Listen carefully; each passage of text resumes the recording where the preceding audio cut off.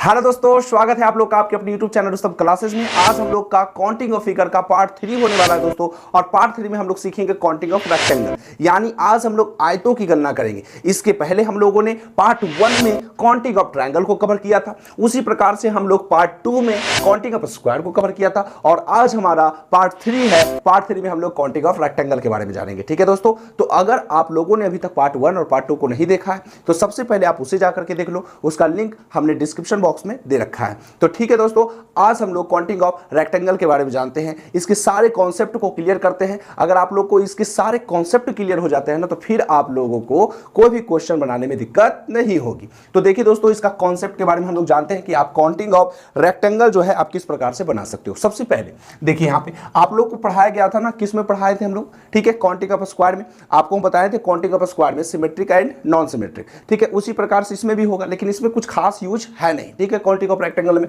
देखिए, जैसे एक फिगर ले लेते हैं आपके लिए, ठीक है, ये फिगर लिए और आपको कोई पूछ देगा, बताइए कि आप बताओ इसमें नंबर ऑफ रेक्टेंगल कितने होंगे। अभी ये बना नहीं, ठीक है, एक और ले लेते हैं। अब बताइए इसमें काउंटिंग ऑफ जो है रेक्टेंगल कितने होते हैं। तो सबसे पहले इसका जो है ना कॉन्सेप्ट जानिए दोस्तों, ठीक है। सभी वर्ग जो होते हैं आयत होते हैं, लेकिन सभी आयत वर्ग नहीं होते। जितना भी आप वर्ग के बारे में पढ़े हो ना, सभी वर्ग जो है एक आयत होता है।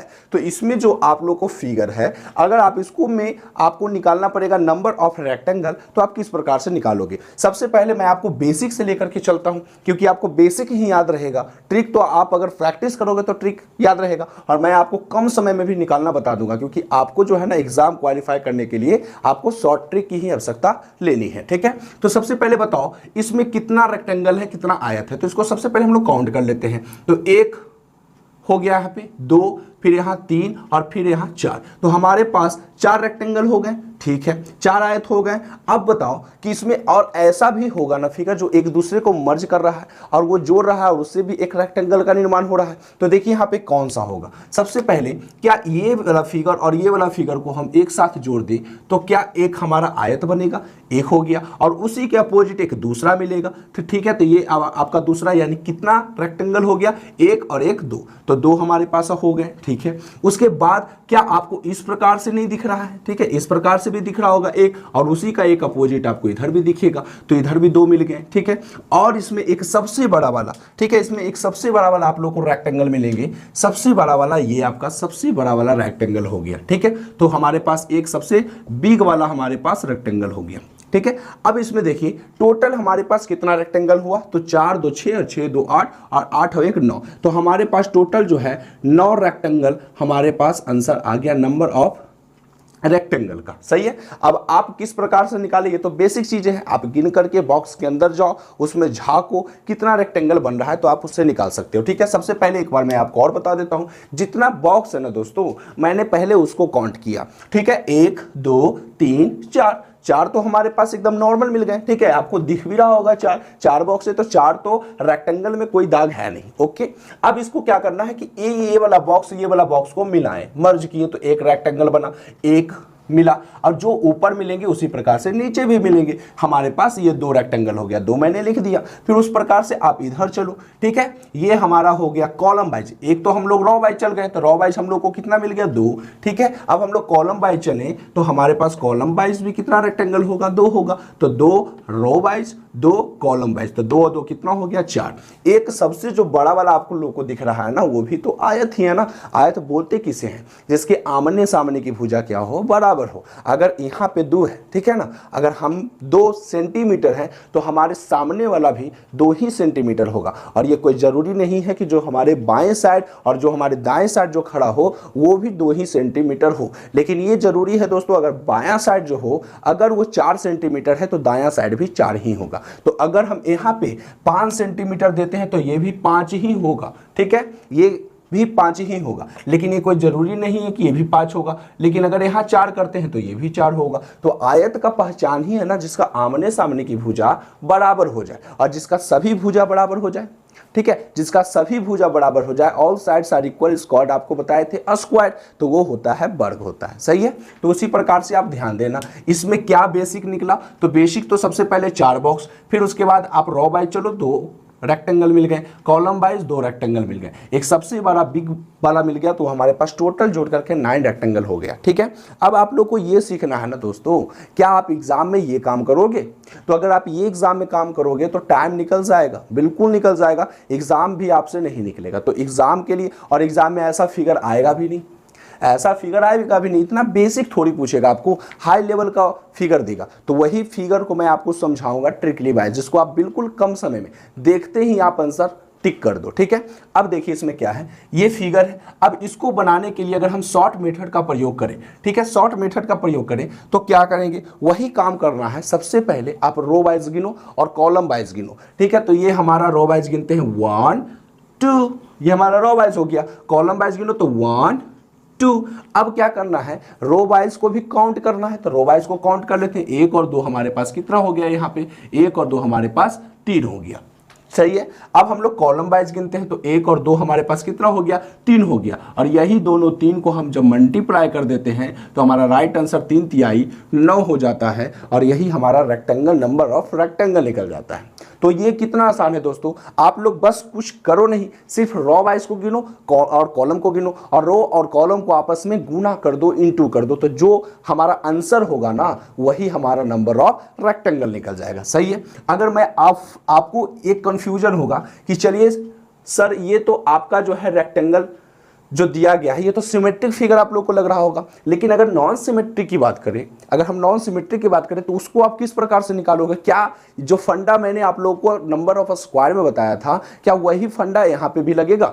वहाँ पे क्या करते थे, नंबर ऑफ स्क्वायर में रॉस को गिनते थे, कॉलम को गिनते थे, बाद में हम लोग जोड़ देते थे, तो हमारा नंबर ऑफ स्क्वायर निकल जाता था। लेकिन इसमें क्या है, आप लोग को रेक्टेंगल निकालने के लिए नंबर ऑफ रोज करो, नंबर ऑफ कॉलम भी करो, लेकिन आप रो प्लस कॉलम बाद में करना, रो इंटू कॉलम आपको करना पड़ेगा। जितना रो का आएगा जितना कॉलम का आएगा दोनों को आपस में गुना कर दो, वही हमारा राइट आंसर हो जाएगा। ठीक है, तो देखिए दोस्तों, मैं आपको एकदम नए नए फिगर के साथ मैं आपको नंबर ऑफ रेक्टेंगल निकालने के लिए सिखाता। अब देखिए दोस्तों, इस प्रकार के क्वेश्चन को आप कैसे सोल्व करोगे, इसमें आप नंबर ऑफ रेक्टेंगल कैसे निकालोगे? देखिए कुछ नहीं करना है, जो फंडा मैंने आप लोग को पढ़ाया वही काम करना है। यहाँ पे सबसे पहले आप रोज को काउंट करो, फिर कॉलम को काउंट करो। ठीक है, तो चलिए मैं करता हूं, 1 2 3 रोज हो गए। ठीक है, उसके बाद हम लोग इसमें कॉलम को काउंट करते हैं। 1 तो हो ही है, ठीक है, 1 तो है ही, 1 के बाद 2 और 2 के बाद 3। सही है, 1 2 3 रो हो गए, 1 2 3 कॉलम हो गए। ये तो सिमेट्रिक फिगर है, बिल्कुल सिमेट्रिक फिगर है।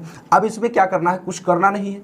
1 2 3 पहले इसको आप जोड़ दो, 3 2 5 5 और ये कितना हो गए 6। हमारे नंबर ऑफ रोज कितने हो गए, 6 हो गए। इसमें जोड़ो 1 2 3 3 3 6, ये हमारा नंबर ऑफ कॉलम भी 6 हो गए। अब बस यही दोनों को आपको 6 × 6 कर देना है, 6 छक्के हमारे पास 36 हो जाएंगे। इसका राइट आंसर, मतलब इसमें इस फिगर में नंबर ऑफ रेक्टेंगल कितने हो जाएंगे, 36 हो जाएंगे। सही है, अब इसमें देखिए दोस्तों, 1 इसको भी काउंट करो, 1 2 3 4 5 6, फिर उसके बाद 2 3 4 5 6, ये भी सिमेट्रिक फिगर ही है। तो सबसे पहले सबको काउंट करो, 1 और 2 कितना होगा दोस्तों, देखिए सबको अच्छे से काउंट करो, 1 और 2 3 और 3 और 3 6 और 6 4 10 10 5 15 15 6 21। तो हमारे पास टोटल नंबर ऑफ रोज कितने हो गए, 21 हो गए। ओके, अब फिर उसके बाद मल्टीपल करना है। अब जो यहाँ से 1 से 6 तक आया है तो वही 1 से 6 यहाँ भी आया है, तो इसका भी कितना होगा, 21 ही होगा। तो 21 × 21 मतलब 21 का स्क्वायर सीधे सीधे निकाल दो आप, 441।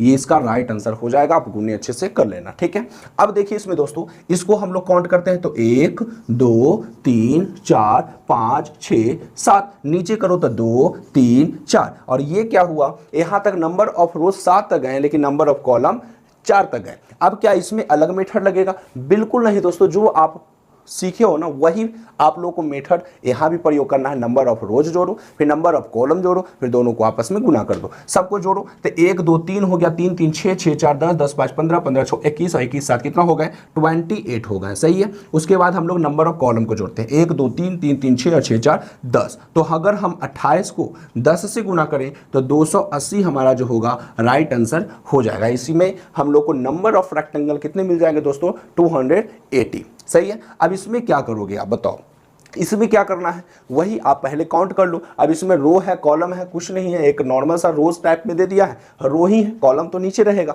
तो आप कुछ नहीं करो, जो कर रहे थे वही 1 2 3 और 3 2 5, 5 और 1 6 हमारा राइट आंसर हो जाएगा। लेकिन अगर आपको ट्रिक पता नहीं है तब आप क्या करोगे, जो मैं आप लोगों को शुरुआत में जो है ना बेसिक बताया वही फंडा यहाँ भी इस्तेमाल करना है। देखिए क्या है, सबसे पहले आप 1 2 3, 3 घर है 3 ले लिए, ठीक है। उसके बाद ये दोनों को जोड़िए, 3 और 1 कितना हो गए 4, 4 के बाद फिर ये दोनों को जोड़िए, 4 और कितना हो गए 5, और 5 के बाद हमारा छठा कौन सा होगा जो आप लोग बिल्कुल जानते होंगे दोस्तों, जो सबसे बड़ा वाला होगा ना ये हमारा 6 नंबर होगा। तो इसका भी राइट आंसर कितना हो जाएगा 6 ही हो जाएगा। चाहे आप ऐसे बनाओ चाहे आप ट्रिकली वाइज बनाओ, लेकिन सही तो ट्रिकली वाइज ही रहेगा, शॉर्ट मेथड ही रहेगा। क्योंकि अगर आप ऐसे बनाने लगो तो यहाँ पे आप लोग का बताइए फिगर आसान है, आप एकदम ऐसे भी बना सकते हो बेसिक रूप से, बट ये सबको कैसे बनाओगे, क्या गिनते रहोगे इसको। तो इसीलिए ये सब चीज़ों के लिए क्या मिला है, ट्रिक मिला। नहीं तो 441 आपको लाने में ना सभी लोग एग्जाम देकर चले जाएंगे और आपका तप्पर भी नहीं आएगा।